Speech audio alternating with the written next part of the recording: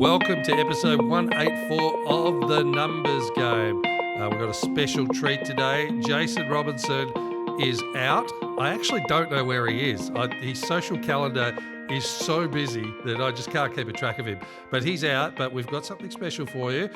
Tommy Jackett is joining us. Now, Tommy Jackett is our producer. He makes us sound good, look good, even though, you know, that's probably... We just look good. Come on, back us up. But he does all the right things for us, and we're great to have him on the show today. Tommy, welcome. Thank you, mate. I just, as I do control the buttons, I thought I'd just bring in a bit of a drum roll for myself. I don't usually roll that one out, but since I've had to fill in for Jace, he's gone MIA. Thanks for having me, mate. Nick, do you know where Jace is? No, he'd be on a stage somewhere, drunk, sober. Coachella. His last known whereabouts was actually hosting something last week in Lorne. Yeah, it's hard to keep up. Good to have Tommy though, but I'm just gonna put to bed a question that I know the whole audience will have. Is your surname Jackett or is that a nickname? No, it is. As in a coat, jacket? 2 T's. 2 T's. Yeah. Perfect. Because I'm not going to lie, when I first met you, I wasn't sure. I thought maybe because you're a producer, you know, you'd been in the podcast game. I thought, oh, maybe that's like his cool name, like Tommy Jackett, the producer. Yeah, like Marty Vids that I cop a lot. You know, like an authentic stage name that I have. You know, Tommy Jackett is the real deal. Yeah. You know? Well, the only one who should sort of be changing his name to something famous like Marty, just it's gone from Marty Vidakovic is Marty because he's gone absolutely viral on the Instagram, the Numbers Game podcast, if you haven't already followed. But Marty, you have absolutely blown up, mate. The video that we posted last week is edging towards 150,000 plays. Really? Yeah. How have you lost? The first question is, have you lost time out of your life because you've been checking the post, or? Yeah, well, my rejuvenation on the weekend was totally sapped because I thought I better reply because I'm not, you know, a influencer as such. I thought I'd do the right thing and get back to people. Get back to people. Like, you know how when people are famous, they don't get back to people. It's very, I think they should. So I was doing that this weekend and, I burned a lot of time. But there was lots of different varying comments, some scathing at me, some scathing at the government. It was like, but it was good. Hey, welcome to the party. I'm happy for all of it. Well, it's what I want to bring forward today. I know you guys like to sort of check in on your weekends. I guess we've just heard how Marty's weekend was, checking comments on Instagram. How was your weekend, Nick? Mate, mine was good. Actually, I went back to the hometown where I grew up and we did the annual salami weekend. So it was, a weekend full of blood and guts. And at the end of that, you get some nice sausages and some nice salami. So I would just say, I edit every episode and I listen to every episode almost twice because I edit and I listen. You are a licorice all sorts, mate. You grew up in regional New South Wales. You go for Adelaide Football Club, and then I hear you go for some New South Wales, or is it Queensland rugby team? No, New South Wales. Okay, so that's born and close. bred in New South Wales, so that's makes sense. Try sitting next to him day in, day out. Talk about a world of rich experiences that a little boy from the Yarra Valley just hasn't seen before. It's always very entertaining. Missed 150,000. Come on. Yeah. All right. Well, I actually have the audio from the clip that was posted just to give people some context before I bring forward some of the, let's just say it was a very active comment thread. People are fired up in every which direction, but I'll bring that forward. I want to throw some of these at you, Marty, some of these comments, and I reckon there's some good talking points to lead out of it. But here is the clip that was posted. The cost of living in Australia is now ranked more expensive than 87% of countries around the world, which is absolutely incredible. And if we look at the average wage on that smaller growth cycle, let's say average wage now is about 80,000, which is 5,633 net coming in per month. So let's say we get a loan of 800,000. you're paying $5,000 a month on mortgage repayments, and then you've got cost of living for a couple with 2 kids at around about $6,400 per month. So all up now, to get into an average price home, you're spending $11,400 a month, and you're bringing in a net income, 2 people on an average wage of $11,266 per month. You can't afford it. It's literally, you can't afford the average.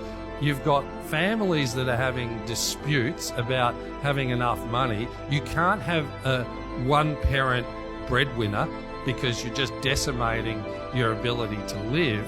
And these are some of the concerns that are coming up. But when you look at that from 10 years ago to what it is now, we definitely need a rate reduction in regards to allowing people back into the market and being able to live. I mean, just hearing that again, I think we should send that to Parliament House. Oh, I got goosebumps. With a bit of Hans Zimmer, absolutely makes that sing. No wonder it went viral, Marty. Do you think it was the music? Because the rest of it's just facts. But what's amazing with that, even, I've been following the thread, obviously, is when we talk about the average, there's two sides to that fence. And it's like, depending on which side of the fence as to, how people perceive the comments, which is always really interesting. But even hearing it back, I'm going, I had a conversation this morning with someone that had lost a business last year, and they were actually earning half decent money, but just felt decimated that their business wasn't working, and they had their kids and their family still together, which is a great thing, but they don't know where to start. And they just feel like, this is sort of some of the things you don't see in the everyday mass media that goes on. And they were so upset, but they just felt ashamed. And I just said to them, you've got your family. And I said, that's the greatest asset you could ever have. And you've been able to get through this together to the other side to start again. And it's just taking that one step forward now, maybe putting something aside a little bit a month and just starting to, build themselves back up. But talk about just a hit on the psyche of the people. And it's tough. Yeah, it's tough when that happens. And that's the extreme. But you go, for me, that's almost supporting them at a human level beyond anything else, because they just feel terrible. So it's obviously, having a bit of a definite pinch out there. Yeah, I think it's definitely hit a nerve. And there is, I guess the word is a bit of a blame game happening in, which I think is probably just a defense mechanism that, comes up when you are doing it tough, because it's quite easy to look outside and say, God, here are all the problems. It's so clear to us. And so, there's a bit of a blame game. Broken this up into, these are some of the comments, Marty and Nick. The first one is the blaming of the government and policy. And so one of the comments is, the fiscal management by the federal government should be held to account, as was done under the time of Whitman. So anything there, Marty, for you? I think, was it Whitlam? Whitlam. But let's just say that is what was written. No, I think, look, we've got to go back to even, the Reserve Bank, at 2% interest rate saying load up, keep the economy flowing, COVID's hitting. And there's a lot of good people that got into property at those levels that could afford to get into those properties at that level. But, 14 rate increases is a black swan event. They would not be assuming if rates went up, they'd go up 14 times. So the fact you've got 3 times the repayments that you probably had back then is a considerable hit. And I think there's got to be some accountability somewhere that people just didn't see that coming. So it's going to have an impact. Nick, what do you think? Yeah, well, hindsight's a wonderful thing, as we know, and I think we were dealing. When I say we, I mean the government, so not us, obviously, and the RBA, but they were dealing with something they hadn't seen before. So you look back and you think, geez, okay, well, they were doing everything in their power to make sure that we didn't fail and that people could still survive. But hindsight, again, is a wonderful thing, and you look back now and you think, well, how, even if you look at historic trends and what's happened when you provide stimulus, how did you not see this coming? record low interest rates, almost free money to a degree. That's what it felt like. Plus the stimulus that went into business, the PAYG relief, plus incentives for different types of trades. And I don't know, you kind of look back now and you think, well, that was always going to happen. Like, people were always going to spend all their money that they were provided, and we were always going to have these inflation issues. But I don't know. It's so interesting to sit back and watch it all unfold now, and you can only hope that lessons have been learnt, and that next time something happens that's similar, that there's some different moves made. But who knows? Yeah, I mean, it leads on to a flow-on effect of that is blaming corporations, which is, there was a bunch of comments around that sort of thread, and one of them was, what about Woolworths, Coles, Bunnings, ripping everyone off, including the farmers, so they can make them $1 billion per year? How much is enough for living? Woolworths and Coles drive up the cost of living, which in turn drives up interest rates. How much do you think big corporation impacts all this stuff?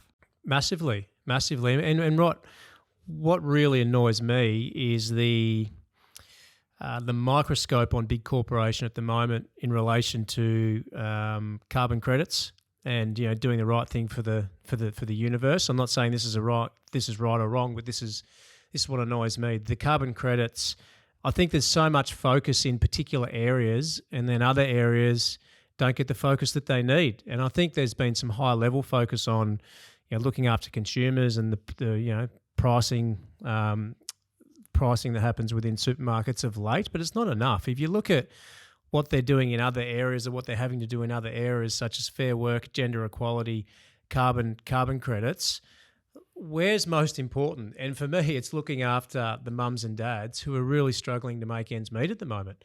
There just hasn't been enough focus on it, and it's blatantly obvious as to what's happening out there, not just with mums and dads, but with farmers and the raw end of the stick that they're getting. And there is some noise, but it's just not enough. So that's what really frustrates me, where the energy is going at the moment. And that's, I guess, the energy is also flowing to people looking at others in the community, blaming exorbitant lifestyle.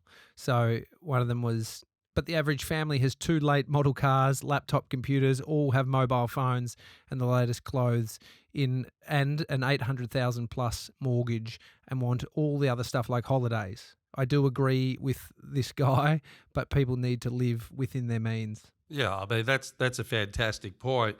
And I agree with that. A lot of the times wealth is what you don't see, and we're in a society where, everyone's trying to keep up with the Joneses, not only in real life, but on social media as well. So, you need to be conservatively looking at things for a rainy day. It's just when there's free money, like Nick was talking about earlier, people take advantage of that and leverage up, including the major corporations as well. Their expenses go up with inflation.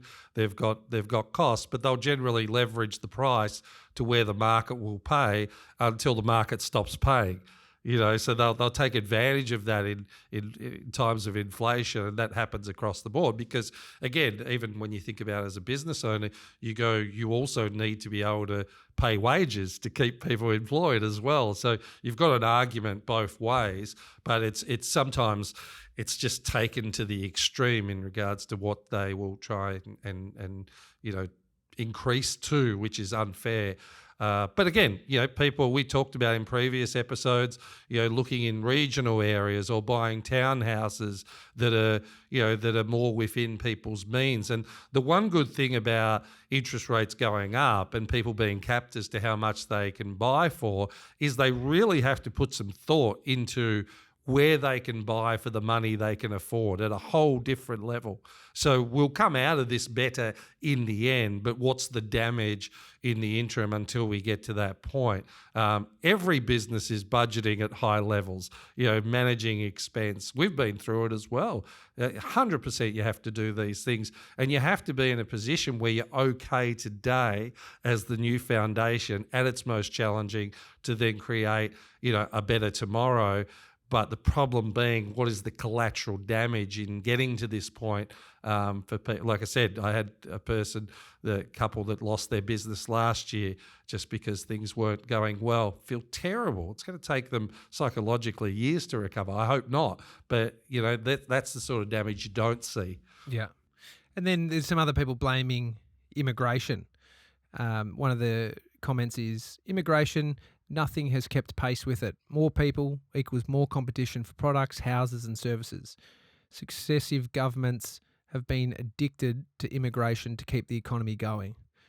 And, where do you think that plays its role? Well, at the end of the day, you need GDP to keep growing. And the way that you do that is with immigration. So it's all good and well for people to come out and say, well, you've got to cut the immigration back. But that has so many other ramifications.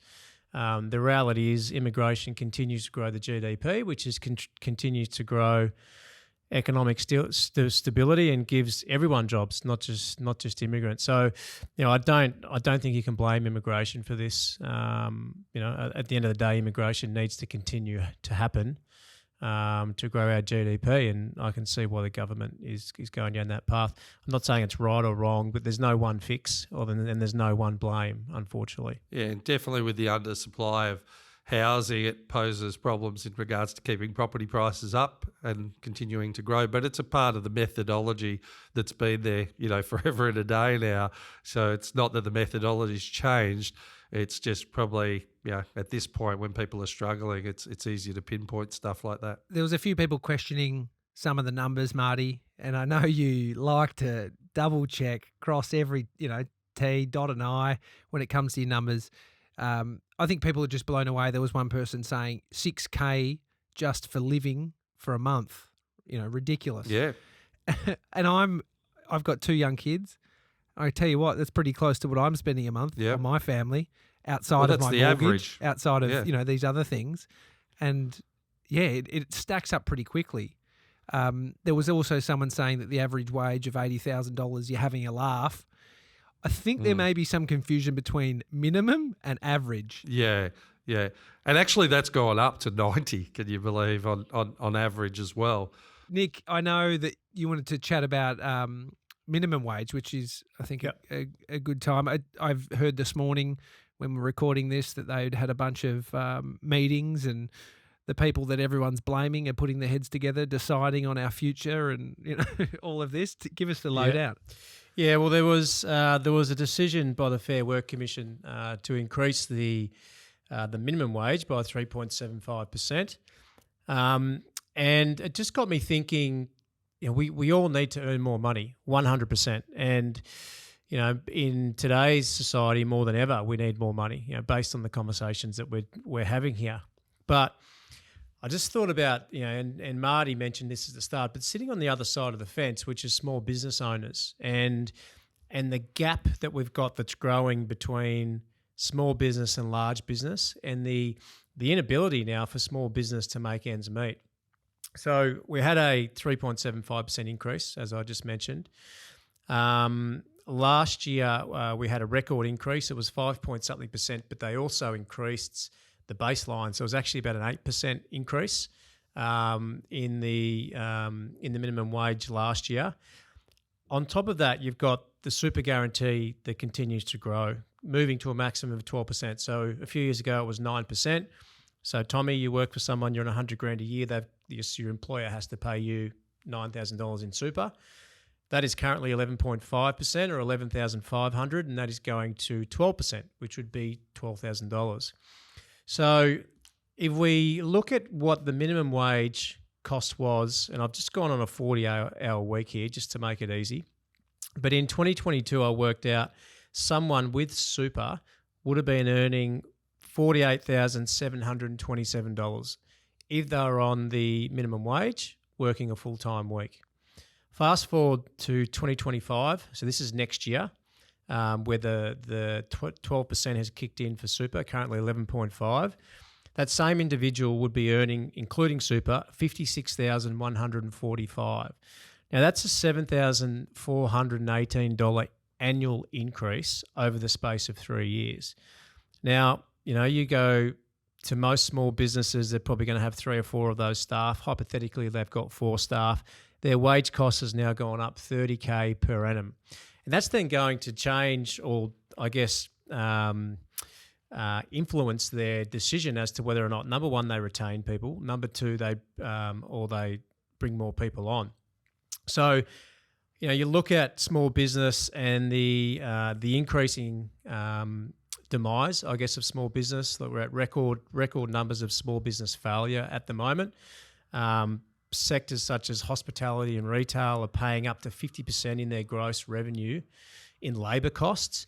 Now, that's just not sustainable. Now, I know in our business, if we get to 50% in labour costs, it's game over. You can't. It's critical. It's game over. It doesn't work. And then you look at the other things that they're paying more for now, utilities such as electricity, gas, insurance is through the roof. Interest rates, if they've got some lending in their business, through the roof. So, I don't know what the solution is, but I thought it'd be a really good discussion, because on one end of the scale, we're saying the average age, not the minimum wage, can't make ends meet, can't buy a property. The other end of the scale, we've had a big increase on the minimum wage, which means small business is really struggling to compete with big business. And then what happens is big business just continue to pay more for salaries because they can, and small businesses can't compete. And the days of the small business owner are obsolete. And I put it to you, Marty, you're in this space, and I know you're passionate about this space, but I think for some industries it just doesn't work. And if you had to question 4 or 5 years ago about whether or not you take the plunge into small business, particularly if you've got to hire people, now that decision's even harder. And I think most people would look at it in the current environment and say, well, I might as well just go work for someone, because I know that I can earn X amount at a big corporation and not have everything else that goes with being a small business owner, and at the same time not making any money. And how hard are those people working? The stresses that they have, given that the money's not coming in, and it's just it's a travesty, really. Because, like you said, it's like this is why retail and hospitality is struggling so much. Put on inflated rents too that are hitting. So it's a race to the bottom, really. And people have got to make that decision. When is that point where it's just not feasible to continue? And that's okay. Sometimes, you can be climbing halfway up a mountain and know it's the wrong mountain, and you're going to die at the top. So there's a point in time where it's okay to come back down, set your foundations, and restart again before the damage is done. And I read an article on the weekend with a lady opening up a tapas bar, which was a vegan tapas bar. I think it was in Carlton, and it was like a lifelong dream. And she was in it for 18 months and basically cooked it and just had no way other than to let it go and sell it for next to nix. And she's still 120 in the hole at 30 years of age. She was glad she had the experience, but it's a big hit. That people now got to find a way to go back to work with debt on their shoulders based on an experience like that. And that's and she doesn't want to go bankrupt either, because that it's half of its tax debt. Family and friends have borrowed money, a lot of shame involved. And sometimes it's circumstances, sometimes it's the poor operations of the business owner. That happens as well. So it's not just total excuse on what's going on, but it's certainly something we need as a society to wrap our arms around in some way and say, helping people through these moments to come out the other side, because otherwise there's bigger issues that we're facing that go outside of business and finances. Yeah. As a small business owner, I don't know if it's exacerbated this feeling I get, but when I'm walking down the street and I see a small restaurant like that or a small business, and I can't help but just do some numbers in my head, understanding where I'm at, what I'm doing, my cash flow, my debts, all these things. And I just look at some businesses and I feel extremely bad. Like walking past a vegan restaurant, they put all their heart and soul into it. Mm. And you're thinking, did they not see that model was, this is the problem. It's hindsight, or it's external to them. But you could walk down the street and predict which businesses probably will and won't work. And you probably will get some wrong, but majority I don't think you will. Yeah, and that's actually a really good point, Tommy, because I think you've got the luxury, and I don't want to cross boundaries here that I shouldn't be, but you're service-based, right? And a lot of what you do is based on your hours and your own expertise. So you've got the labour side and you get paid for the labour. Of course, you've got costs such as travel and whatnot. But think about having to pay rent. Think about having to pay staff.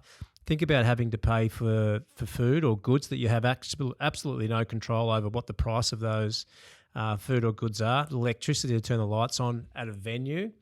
You have to look at it now and you have to say, well, you'd be mad. You'd be mad to go into hospitality.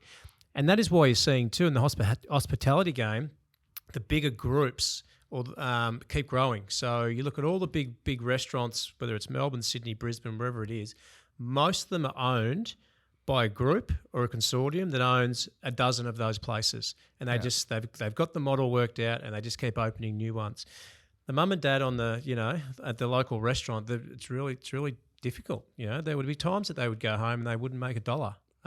For the day, if anything, they went backwards. There is this is one part a little tip, other part telling of the times, but there's an app called Eat Club. Are you across this? No. Oh, it's unbelievable. I actually used to use it about 6 or 7 years ago, and then I bumped into an old school friend last week, and he said, "Oh, I'm working at a startup. Oh, whereabouts? Eat Club." I was like, "Oh, mate, I used to use that." Now he's a part of the business. But you download this app. It basically tells you restaurants in your area where the discounts are. And so right now I can jump on. I'm in, Bayside, and there's a True South, a great venue on the beach. 30% off you can get across your entire bill. So you could go and rack up $100 and save $30. It's big. Alcohol as well. But it's interesting looking at that, just seeing some of these businesses, and you could be positive, looking at it and saying, well, they're maybe paying for a lead. Maybe they're breaking even to have someone in their venue. Maybe on a Saturday. There was a venue on Saturday night in Chapel Street, 50% off the whole bill. So we could go there and drink. Not with Jason, he'd bloody run that bill way up. But no, he's a good guy. But 50% off. And I just thinking about the numbers there, there really has to be. It's just to get people in the venue. And from a consumer point of view, it's amazing savings. My family and I just go out, easily drop $80 to $100 and we're not, everyone's not getting a meal. It might be sharing a bunch of stuff, but if you can go out and get something for $45 as a family, like those things are amazing. Yeah, well, you can't cook it for that these days. Like that's reality. It's and I guess it's to get eyes on the venue. It's probably also to give their staff a job. Like they've got to retain these people and make sure that there's somewhere, or they've got a job to actually come to day in, day out. So if you can't guarantee work, then how difficult does it then get to get staff back? Yeah, I guess the luxury I had, service-based business, as opposed to something like a cafe where you're trading to pay for the operating costs. Like these people aren't looking, whereas I know I can leverage my time to make more money, but I feel that pain on that type of a business model. Yep. And as I said, the bigger guys just continue to get bigger. And there was some stats here that I had, just comparing, I guess, big business to small business. But spending in supermarkets up 5% over the last 12 months. Whereas spending at butchers down 1%, so there's a 6% variance there. Spending at your local greengrocer on average down 2.5%, so a 7.5% variance there. Spending with department stores, so your Myers and your David Jones, has been stable, hasn't really moved. Spending in retail clothes down 8%, so an 8% variance there in the last 12 months. So big businesses, those with turnover above 250 million, going bust, has actually fallen 20%. So the chances of a big business going bust has fallen 20%. A major credit agency says 20% more small business are at risk of collapse than this time more a year ago. Food service businesses are now paying invoices on average 18 days late. Construction and retail businesses are paying invoices on average 14 days late and growing. The rate of retail businesses entering insolvency has more than doubled in 2 years. And just the sheer portion of businesses that were rated as severe risk of failure. So these are stats that come from a credit reporting agency. So the portion of businesses that were rated as a severe risk of failure in the coming year has jumped 80%, or in the past year, sorry, has jumped 80%. So chalk and cheese basically says that all small business are on the verge of going broke, while big businesses continue to grow and, I guess, take up that market share, because every time there's a small business that shuts, that doesn't mean there's one around the corner. You might have one greengrocer or one butcher in your local area. If that shuts down, you're not going to the butcher in the next suburb. Your only choice is to go to a Coles or a Woolies. And that's the problem that we're seeing at the moment. I don't know what the answer is. I just sort of bring it up because I know Marty will have it. Oh, no, they're pretty damning stats when you look at that and you go, I guess they just can't compete price-wise, small business, whereas, the big businesses have pricing power. And, they'd be happy to make less money in order to get more of the market. They could turn that on a switch if they want to, whereas the small business owner can't. And it's, and again, I'm pretty shocked at those stats as to, for small business owners. And you really have to do the right thing by you've got families attached in small business. You've got families attached in big business too. But small business, some people never come back to run another business, when they go through a really, really difficult circumstances, because they think, why would I go through the stress? But I think you just come back to it logically and go, do the numbers work, and be careful that your passion doesn't take you into a place where you don't want to be. I just continue along that thread, come back to numbers and metrics and, your own well-being around it, because some of the dilemmas it can cause, personally and to family can be quite considerable. So I just say, or you've got to go into absolute hyperdrive and think about it. You can't throw more effort at bad money. So for whatever reason your model's not working, it's not making money, borrowing more money is not going to get you out of it. It's like you've got to think of ways or be innovative to create more ways of revenue, diversify. And that's the last thing you're thinking about when you're stressed, right? But you've almost got to pull the needle out of the haystack, or you've got to find one component of your business that is working well and go all in on that. And just grow that wherever that is. Try and really be specific on it and go all in and try and get yourself through. So, but not easy, not an easy predicament. Yeah. What I'll say, Nick, is that we put a bit of Hans Zimmer to that and yours. Geez, there's another episode coming on a viral video from the numbers game. Can't wait for my numbers to get questioned. There goes my Saturday night. But it also in regards to, if you're thinking about getting into business, this goes on the other side of the fence, right? You go, there's opportunities now to be able to buy in businesses, potentially at cheaper prices, but you want to make a considered approach as to what you're buying into and what industry you're buying into. So source and research what industries are actually doing okay and doing well, because you might get something at a lower value than what, and add your own specialized skill into it to grow that business, but you just don't want to be in those high risk industries. So again, wherever there's pain, there is opportunity, and it's terrible to say, but actually you might be helping a business owner get out of a really tricky situation as well.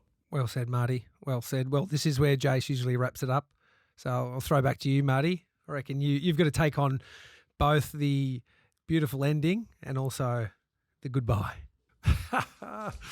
I'll do my best, Jace. I'll do my best. Thank you for listening. Please like, share any of our social posts. Make them go viral. Make them go viral, because it just makes us want to do more of this stuff. We're egomaniacs, obviously. But no, we appreciate all the comments, and it's been great to see people's different perspectives. So keep engaging with us. We're here to help. We're here to be tested and questioned. Until next episode, thank you for jumping in, Tommy. Great to have you on board. Game over. This podcast is for educational and informational purposes only. The conversations are of a general nature and do not qualify as financial or tax advice. We recommend before you make any financial decisions, you consult a licensed professional. Individuals on the podcast may hold positions in the companies discussed.